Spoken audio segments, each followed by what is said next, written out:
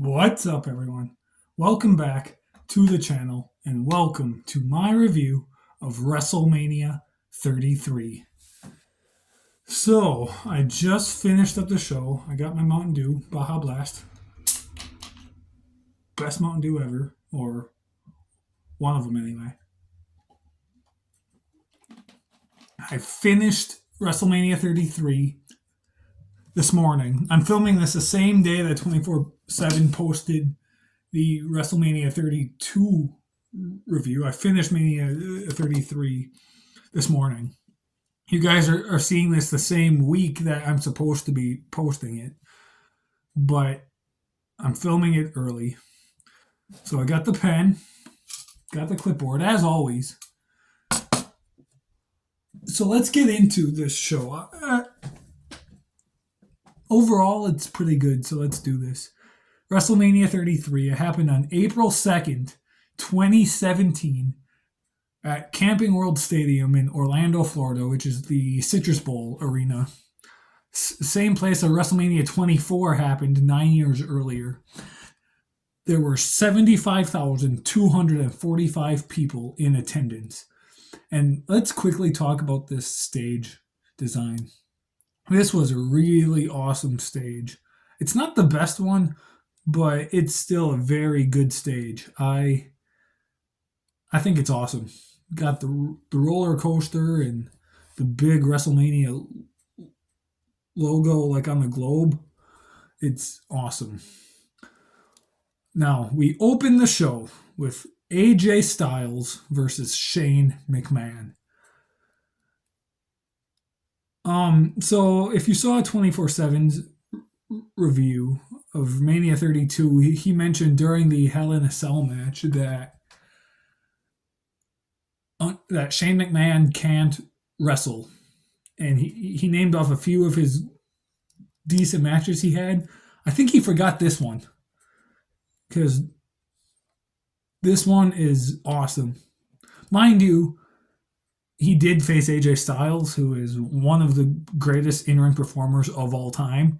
So there's that. But the match as a whole is pretty good. Some people would say this is the best match on the show. I disagree. We will get to the one that I think is. But I wouldn't argue if people do think this is the best one.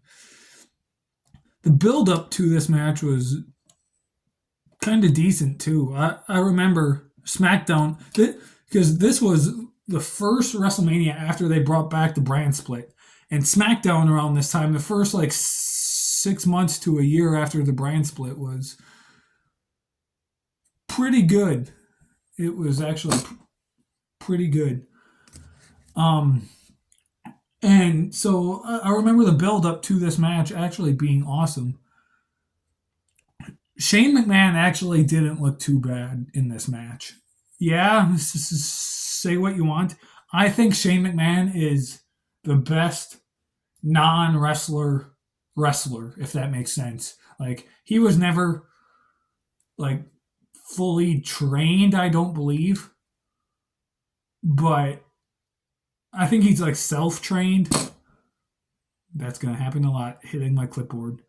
But what I've seen of him, this match with AJ Styles, his match with The Miz, a lot of his older matches back in the day, he's had some good ones. There's obviously some better than others and some not so good ones, but he's had some good ones. And he can be entertaining. I'm not sure about an overall great wrestler, but he can be entertaining. But this match is good, and some good stuff happened too. One time when the referee was knocked out, trash cans were involved, and AJ Styles attempted a coast to coast, but Shane was just like, nope. And Shane got up, and Shane hit the coast to coast on AJ himself while the ref was taken out. But yeah, AJ wins. I gave the match 4 stars. It was overall a great opening match. Not fantastic, but Not perfect, and not the best match on the show either, in my opinion. But it was pretty good. I liked it. Up next, though, we had Chris Jericho versus Kevin Owens for the Universal title. Hold on here.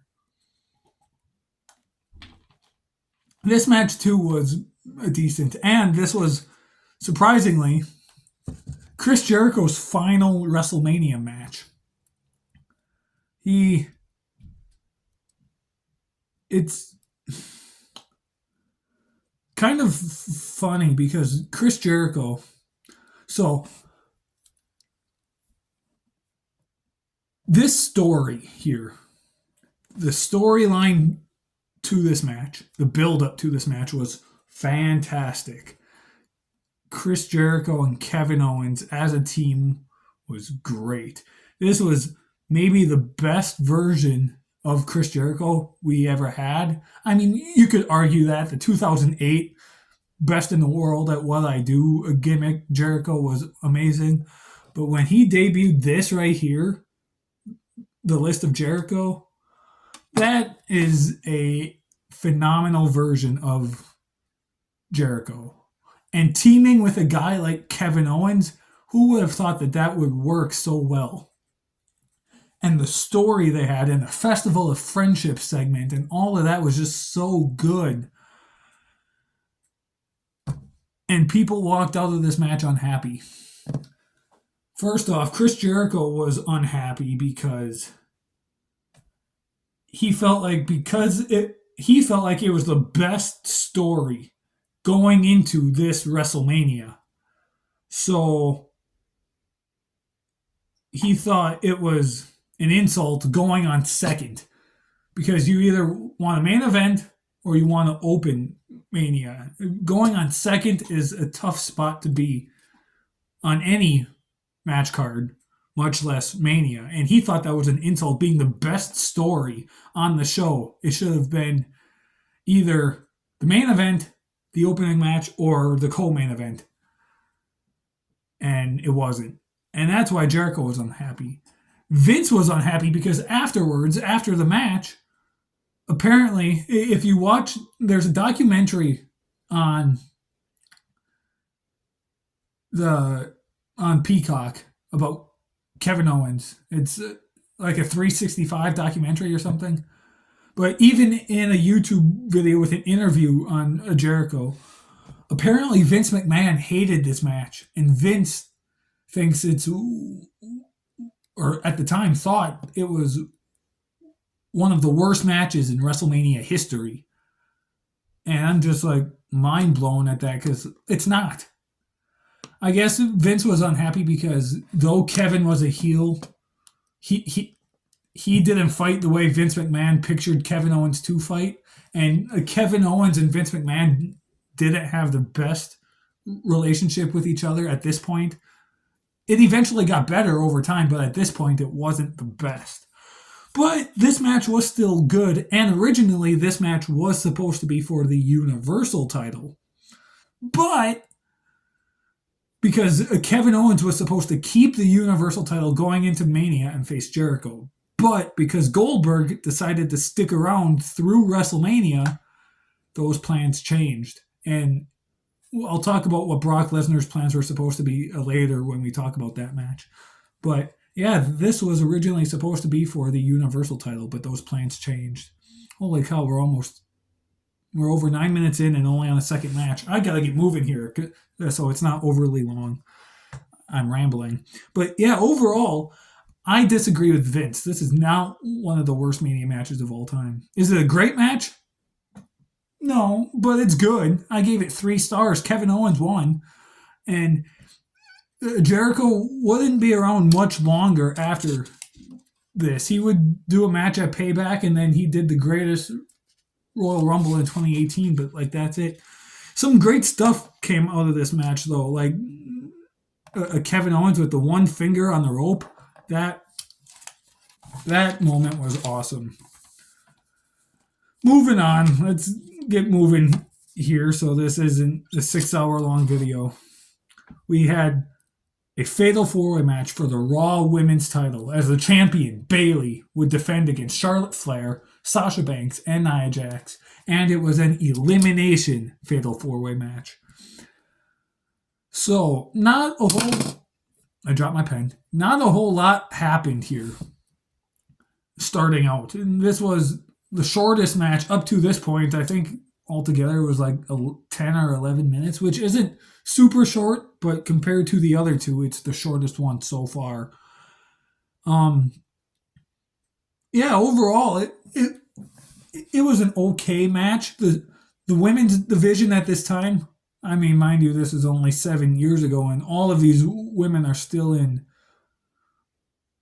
wrestling today. Not all in WWE, because I mean, you've got Sasha or Mercedes Moné, but the three others are still in WWE. But yeah, great stuff happened in this match. 3-on-1 attack on Nia. They did a Shield triple powerbomb on Nia Jax, and that's what got Nia Jax eliminated. And then it was a triple threat between Charlotte, Bayley, and Sasha. Charlotte hit a corkscrew moonsault off the top to the outside. That was cool.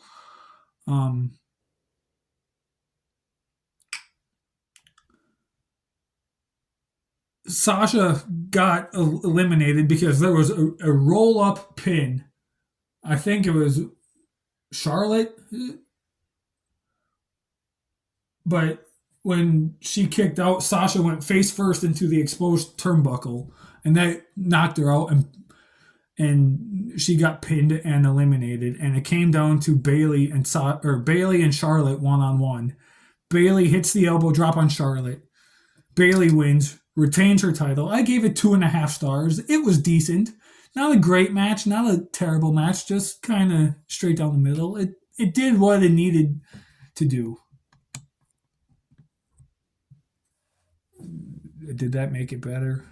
I don't know. I apologize if the video is crooked. Oh, holy cow, we're 12.5 minutes in and only 3 matches. I gotta get moving here.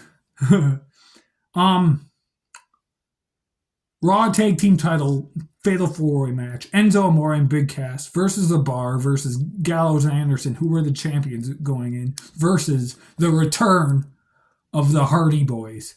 This was awesome, seeing the Hardy Boys back. I remember watching this live, and just it was rumored for a while that they would be returning in WWE, but I didn't fully believe it until this happened.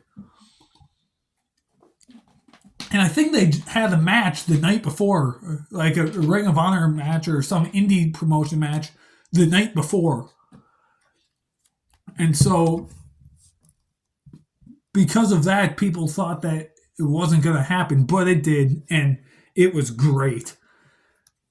The Hardy Boys were back, and they did their standard ladder match stuff. Jeff with a swanton off the top through. There were 2 ladders in a bridge. Cesaro was on one, Sheamus was on the other. Jeff did his swanton off of it. The one that Cesaro was on broke. The one that Sheamus was on did not break, and Sheamus had to like roll off of it. So that was cool. Hardy Boys won. I gave it 3.5 stars. Not really a whole lot to talk about in the match other than the Hardy Boys return. It was good, but it was basically a spot fest, which is what these multi-man ladder matches typically are. But that's basically what this match was. But it was an entertaining one. That's why I gave it 3.5 stars. I enjoyed it. It was good. This is where the bad really starts to pick up now. A mixed tag team match. John Cena and Nikki Bella versus The Miz and Maurice. Is this match horrible? No, it's not horrible. But compared to everything else we've had on the show, the first 4 matches before this, it's not good either. Nothing of importance all that much. I mean, The Miz pretty much just dominated John Cena early on, the first few minutes, which was strange to see because you didn't really see John Cena get dominated on like that too often. Um, at one point, John Cena tried to tag in Nikki Bella, and Maurice came and pulled her off the apron. The story to this match was great. The Miz dressing up as John Cena, and then Maurice dressing up as Nikki Bella. The story and build-up, I, in a way, kind of enjoyed. But then there was a double five-knuckle shuffle, an attitude adjustment, and the rack attack at the same time. They go for the pin. John Cena and Nikki Bella win the match. I give the match 2 stars. It wasn't horrible. Wasn't good either. 2 stars. After the match, John Cena proposes to Nikki Bella. And what a wedding that was, huh? But originally, this was supposed to be John Cena versus The Undertaker. Was the original plan for the show. But John Cena wanted to propose to Nikki, and so the plans changed. And that's why they did John Cena versus The Undertaker at WrestleMania 34 instead of here. But did I say John Cena versus Nikki Bella? I can't remember if I said that. Part of me thinks I said that. If I did, I meant to say John Cena versus The Undertaker. I apologize if I said that wrong. But yeah, overall, this match wasn't all that good. But what was good, the next match, which was the best match on the entire show, Triple H versus Seth Rollins in an unsanctioned match. Seth Rollins had torn his ACL back in January of this year from an attack by Samoa Joe. And they were unsure if he would make it to WrestleMania because of this injury. He missed WrestleMania 32 from a knee injury. And so the story here was supposed to be something completely different. But once they found out that Seth could compete at Mania, they took his injury angle and turned that into the story for this match. And man, what a match it was. So many great spots. A table was involved, sledgehammers, Triple H targeting Seth's knee the whole time. Stephanie McMahon went through a table. Like, it was such a great match. I very much enjoyed it. So much went on. The story was there. This match was supposed to happen, I want to say, at 32 the year before, but because of Seth's injury, that changed all of the plans. And so, yeah, it happened here, and yeah, phenomenal match. I loved every bit of it. I gave it 4.5 stars, not 5, only because I feel like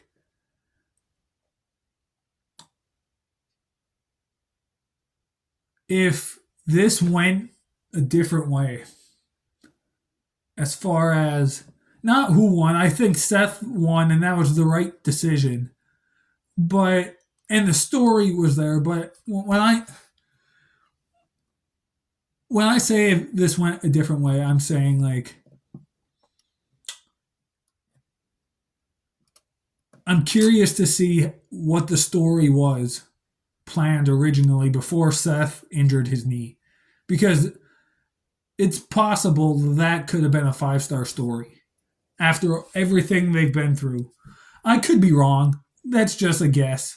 I don't know what I'm doing anymore. My brain is fried. I just got home from work. So, and I've been filming here almost 20 minutes. So it's, I don't know. But 4.5 stars. This match, best match on the show. So much going on.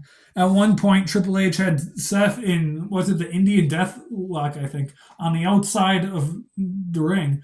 Seth is pulling out weapons from underneath to try and get anything he can to stop the match. But as he was doing that, he pulled out a sledgehammer and threw it down by Triple H, and I'm like, uh-oh, that's not good. Never want to do that. But, yeah, Seth Rollins won off of a pedigree. It's weird seeing Triple H take the pedigree after giving it for so many years. But, yeah, 4.5 stars. I loved it. Up next, the WWE Championship match, Bray Wyatt versus Randy Orton. Okay. Now, don't get me wrong.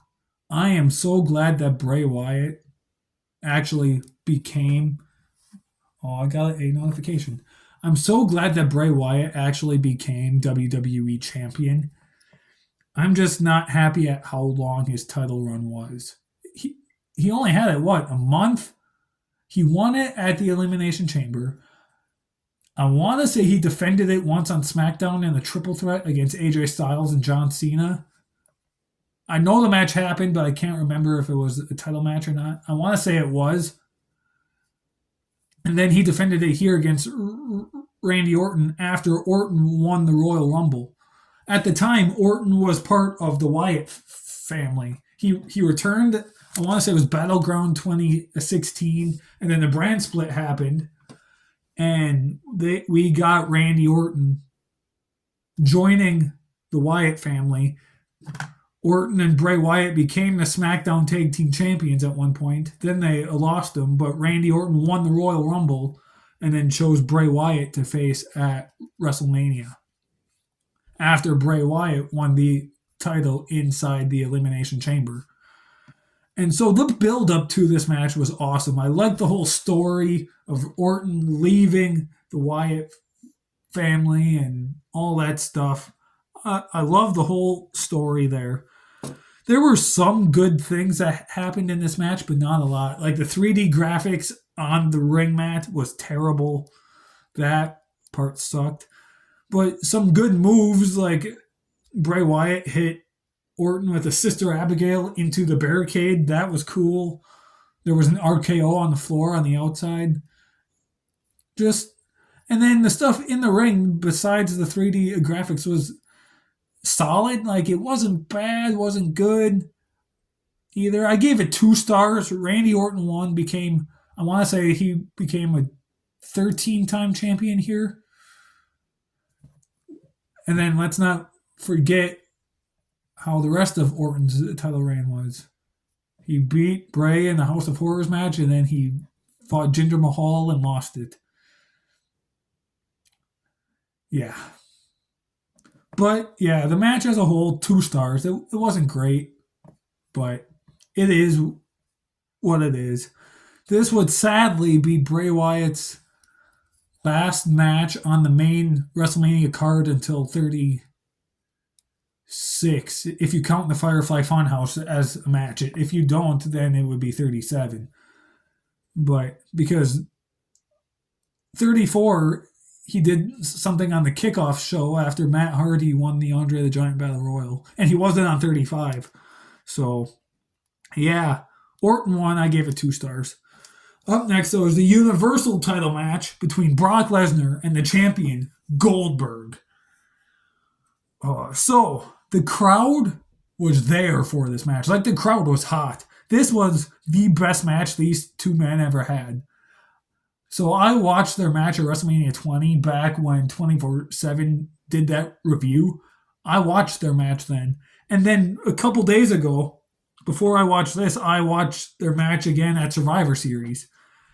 And this one here at WrestleMania is the best one that they ever had. Partially because of the crowd. The crowd was hot. The crowd was so loud during this entire match. Mind you, it's not that long. It's only about 4.5 minutes. But the crowd was there. The crowd made this match good. There were 10 suplexes from Brock altogether, and the crowd would count. And then when they hit the 10th one, they did the whole Ty Dillinger 10 thing, which was great. But yeah, about 10 suplexes, a couple of spears, a spear into the barricade. Brock kicked out of a jackhammer. Goldberg went for another spear, but Brock leaped over him. And then the finish was a couple of suplexes, an F5, and a pin. Brock Lesnar won the match. I gave it 3 stars. And it gets 3 stars because of the crowd. The crowd helped this match. If it wasn't for the crowd, this match would have been terrible. But as I stated earlier in the Jericho Owens match, if Goldberg didn't agree to stick around, Brock Lesnar originally, from what I understood from an interview with Chris Jericho, he said that they were going to call Shinsuke Nakamura up early, and it was going to be Brock Lesnar and Shinsuke Nakamura at this WrestleMania. But because Goldberg agreed to stick around through WrestleMania, plans changed and that didn't happen. But yeah, overall, this match was great, mainly because of the crowd. If the crowd wasn't that hot, or there wasn't a crowd at all, like at 36, this match would have flopped. I don't know if it would have been as bad as a Mania 20 match, but it wouldn't have been this good. I wouldn't have given it 3 stars. I enjoyed it, and the crowd helped. So, moving on, we got 2 matches to go. The SmackDown Women's Title 6-Pack Challenge. The champion, Alexa Bliss. I forgot. I just put her first name. I had to write her last name down. Alexa Bliss, defending against Naomi, Becky Lynch, Carmella, Mickie James, and Natalya. This match was originally slated to be on the kickoff show, but because of the fan demand and the fans, they moved it to the regular show and put Dean Ambrose and Baron Corbin for the Intercontinental title on the kickoff show. Which I feel like that match didn't deserve to be on a kickoff show either, because it's the Intercontinental title. But what you gonna do? This match, though, wasn't that good. It was 5 minutes, but there were only 2 stars in this match, and that was Naomi and Becky. Mickie James basically did nothing. Natalya basically did nothing. She did have a sharpshooter moment. That was kind of cool, but other than that, she basically did nothing. Carmella had James Ellsworth, but that's about it. James Ellsworth did more in this match than Carmella did. Alexa Bliss didn't do a whole lot either. So it was mainly Becky who had the moment with James Ellsworth, giving him a Bexploder. And then Naomi, who won this match, was the star and basically did not all of the work, but a good chunk of it. And so, yeah, Naomi won. I gave it 1.5 stars because that's what Becky and Naomi did are like the only important things to talk about in this match. So yeah, Naomi won in her hometown too, in Orlando, Florida. So that was awesome. I'm glad Naomi won. And then they had that glow in the dark belt, and they never did anything about it. Never made a toy of it. I don't think they ever made replica belts that you could order off the shop. Like, come on, WWE. That's maybe the best designed women's title ever, at least for kids, is the glow in the dark one, and you didn't do it. I understand it's probably expensive to make a ton of replicas of those, but I mean, come on. Anyway, finally, the main event. Oh boy. A no-holds-barred match. Roman Reigns versus The Undertaker. When this match was announced, okay, I was excited. I love The Undertaker. He's my favorite of all time. I know I praise Edge a lot. I mean, I got his hat on.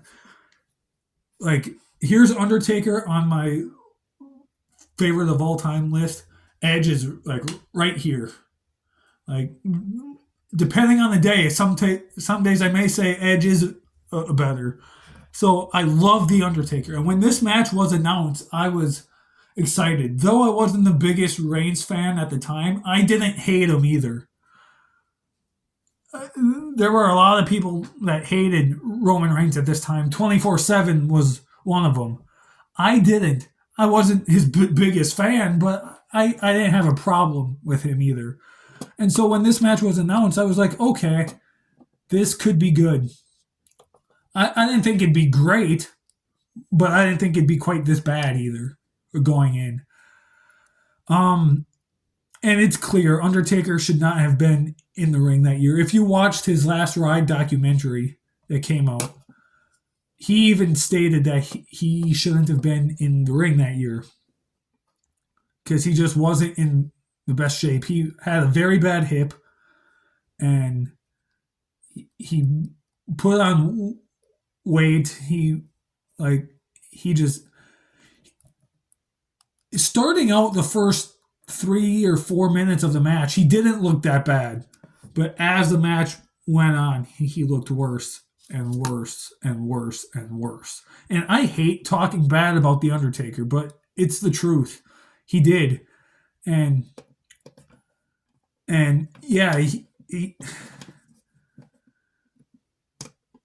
yeah, starting out the first 3 or 4 minutes, he looked okay. But after that, he gradually got worse as time went on. And you call this no holds barred, and yet the only weapon involved was a chair. Like, come on. When I think of no holds barred, I want to see chairs and tables and kendo sticks and trash cans and all these other weapons. And the only weapon you use is a chair. I mean, mind you, they did use a commentary table and Roman speared Undertaker through it, but like that happens in normal matches. It doesn't have to be no holds barred to do that. So, come on. But yeah, this match just wasn't good. Roman Reigns picked up the victory. It was only The Undertaker's second loss at WrestleMania. There were a few botches, like Undertaker kind of botched the last ride.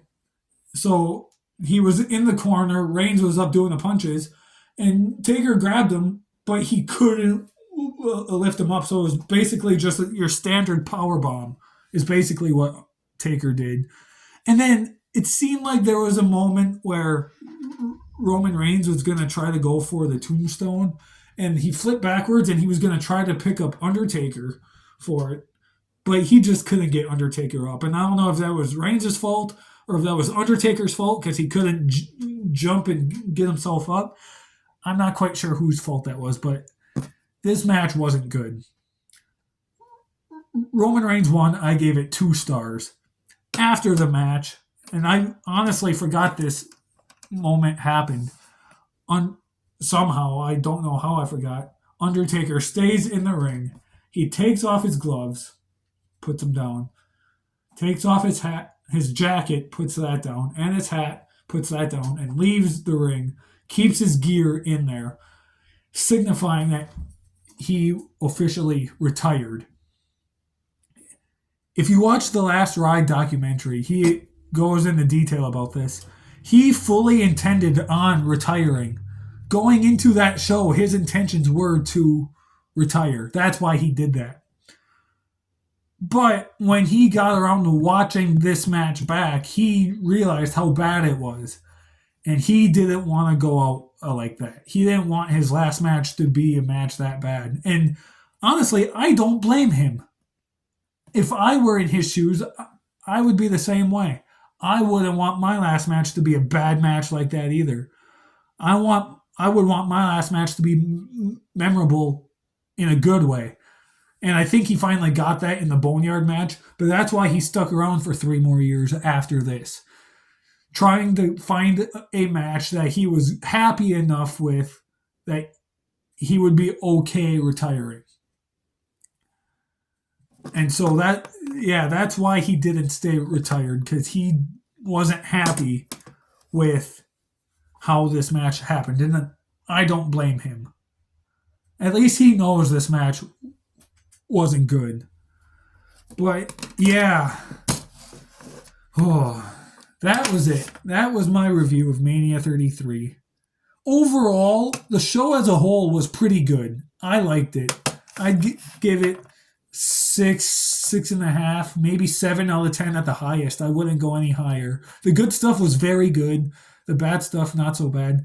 I think I forgot to give that match a star rating. I gave it 2 stars. It's not the worst match in Mania history, but it's not good either.